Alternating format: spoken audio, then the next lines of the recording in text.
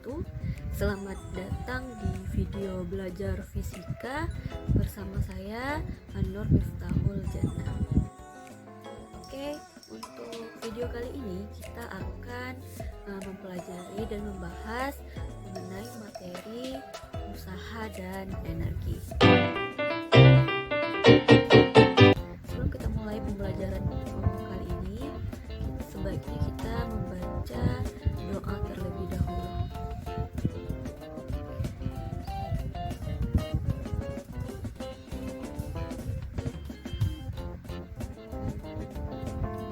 Oke, kalau begitu mari kita mulai video pembelajaran hari ini.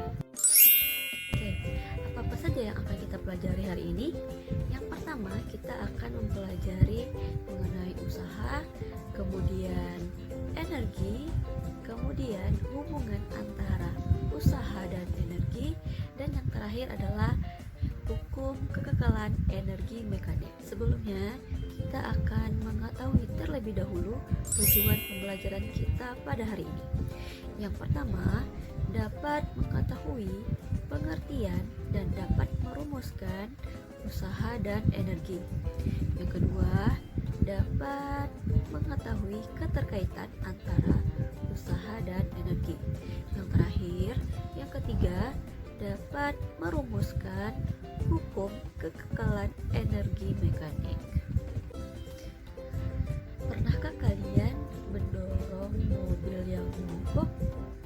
Oke, ketika kita mendorong sebuah mobil yang mogok, kita tentu menggunakan gaya yang cukup besar.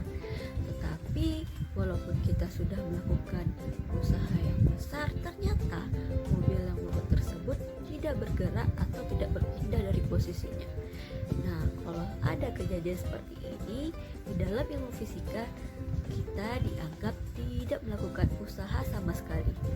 Loh, kok bisa gitu ya? Padahal kan udah capek-capek dorong, kok nggak dianggap? Nah, untuk mengetahui jawabannya, silakan simak video ini sampai habis. Materi pertama yang akan kita bahas pada video ini adalah usaha. Apa itu usaha? Usaha di dalam ilmu fisika merupakan besar gaya yang dapat menyebabkan suatu benda berubah posisi. Nah, itulah sebabnya pada kejadian mobil mogok tadi kita dianggap tidak melakukan usaha karena mobil tidak berubah posisi atau tidak berpindah.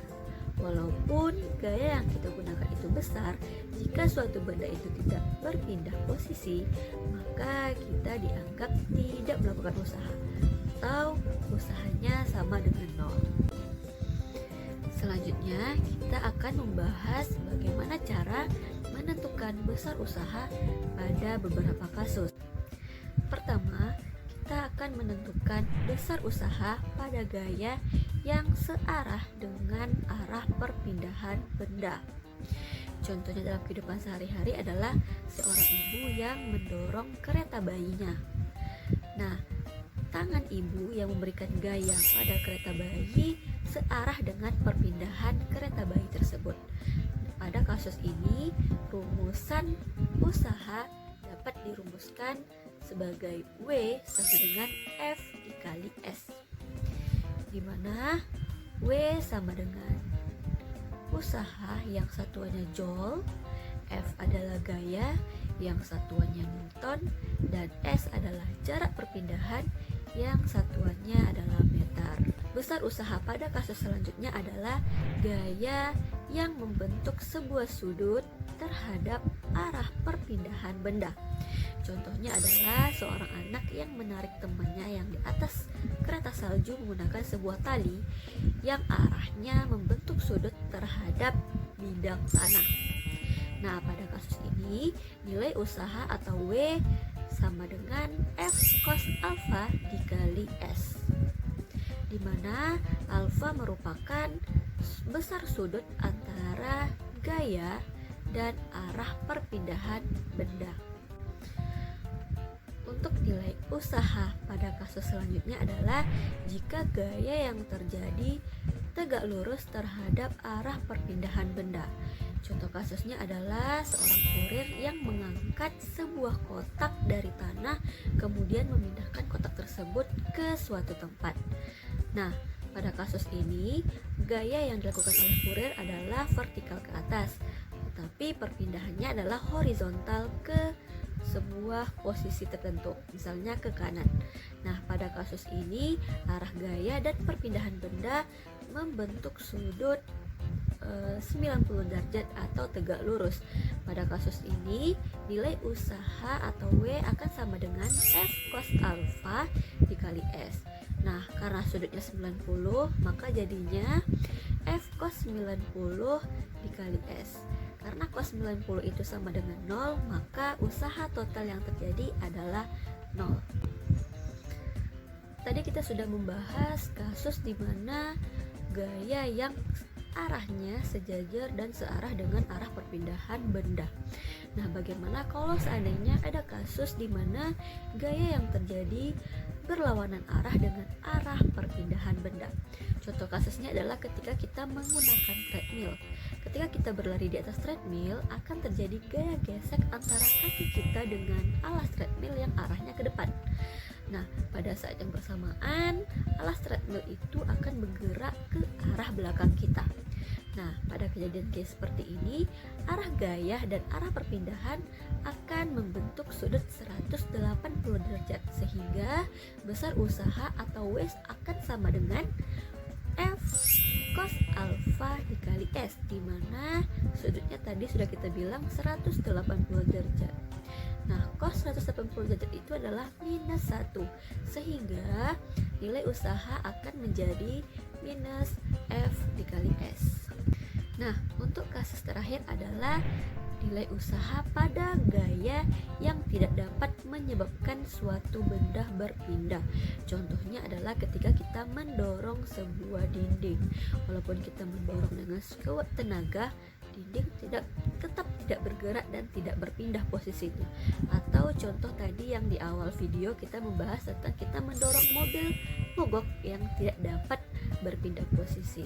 Nah, pada kasus ini nilai usahanya akan menjadi W sama dengan F dikali S. Nah, karena perpindahannya tidak ada, maka nilai S-nya akan sama dengan 0. Maka usaha akhir adalah 0.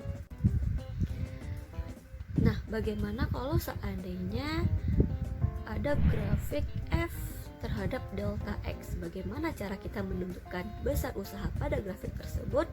Nah, kalau seandainya ada grafik F terhadap delta X, cukup sederhana untuk menentukan besar usahanya.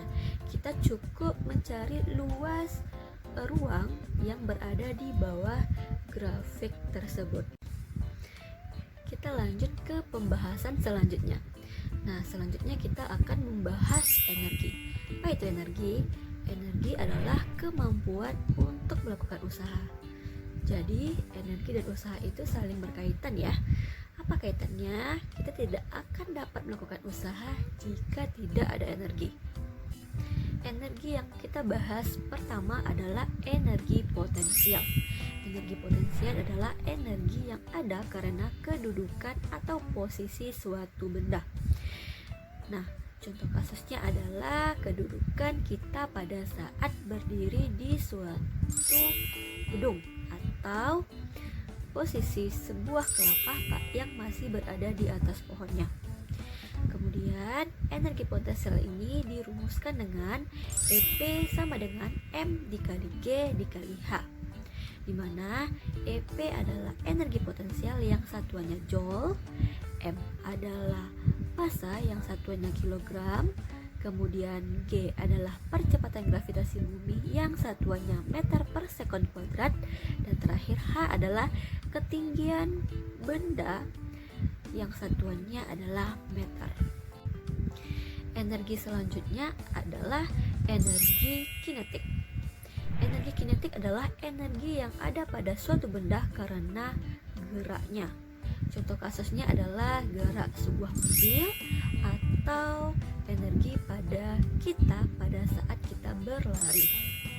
Nah, energi kinetik ini dirumuskan dengan EK sama dengan setengah mv kuadrat, di mana Eka adalah energi kinetik yang satuannya joule, M adalah massa yang satuannya kilogram, dan V adalah kecepatan gerak benda yang satuannya adalah meter per sekon.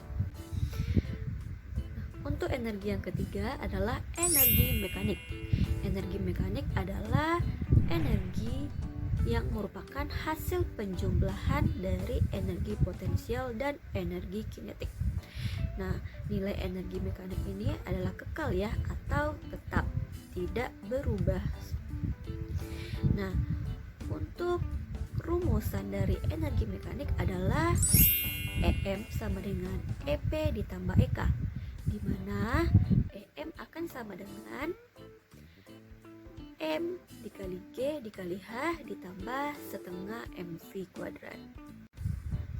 Materi selanjutnya yang akan kita bahas adalah hubungan antara usaha dan energi.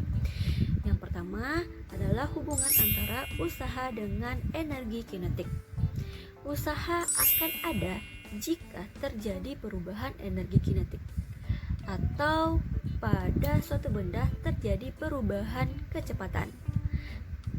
Sehingga usaha pada kasus ini akan dirumuskan dengan W sama dengan perubahan energi kinetik, di mana W sama dengan EK 2 dikurang EK 1.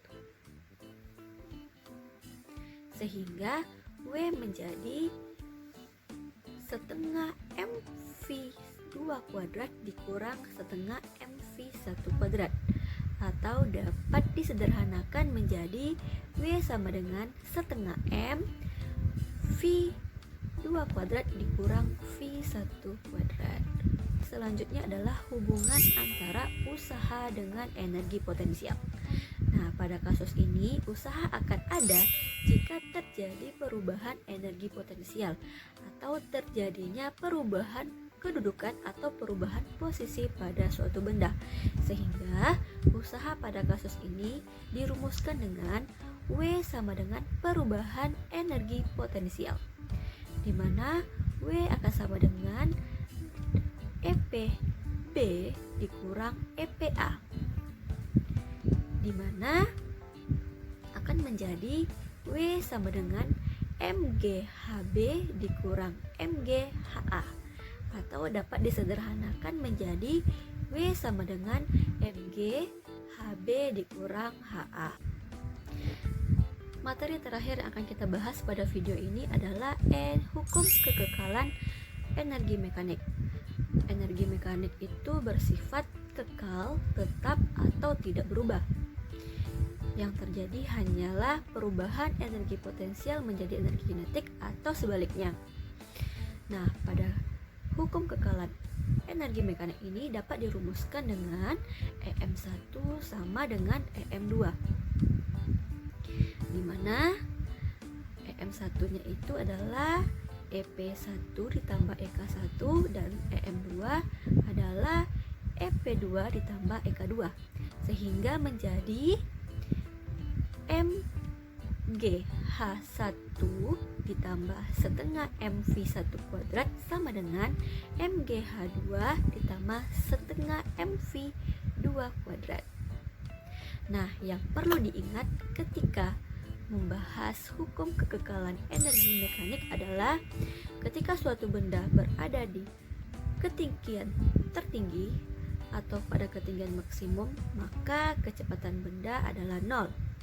Atau pada saat ini nilai energi kinetiknya adalah 0, sehingga nilai energi potensialnya adalah maksimum.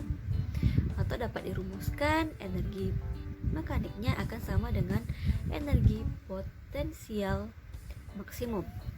Nah, ketika berada pada posisi paling bawah atau pada posisi di lantai, nilai H-nya akan sama dengan 0, sehingga pada kasus ini nilai energi potensial benda adalah 0, akan tetapi kecepatannya akan maksimum, sehingga nilai energi kinetiknya akan maksimum.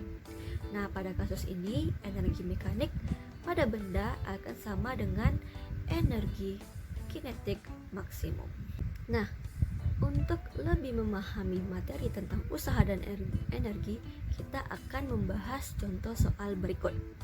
Seorang anak menarik benda bermasa 2 kg dengan gaya 80 Newton dengan sepotong tali dan membentuk sudut 60 derajat terhadap horizontal seperti gambar di bawah. Usaha yang dilakukan anak tersebut untuk memindahkan benda sejauh 5 meter adalah. Nah, untuk membahas soal ini, terlebih dahulu kita merangkum apa-apa saja yang diketahui. Oke, yang pertama yang diketahui adalah massa, nilainya 2 kg. Kemudian gaya, nilainya 80 Newton. Kemudian besar alfa atau sudut sebesar 60 derajat. Kemudian yang terakhir adalah perpindahannya atau S, yaitu 5 meter. Nah, pada kasus ini kita menggunakan persamaan W sama dengan F cos alfa dikali S. Nah, kita masukkan nilai ke persamaan sehingga menjadi 80 dikali cos 60 derajat dikali 5. Nah, karena nilai cos 60 itu setengah, maka akan menjadi 80 dikali setengah dikali 5. Sehingga nilai usaha pada kasus ini atau pada soal ini adalah 200 Joule. Nah, bagaimana, sudah paham tentang materi usaha dan energi?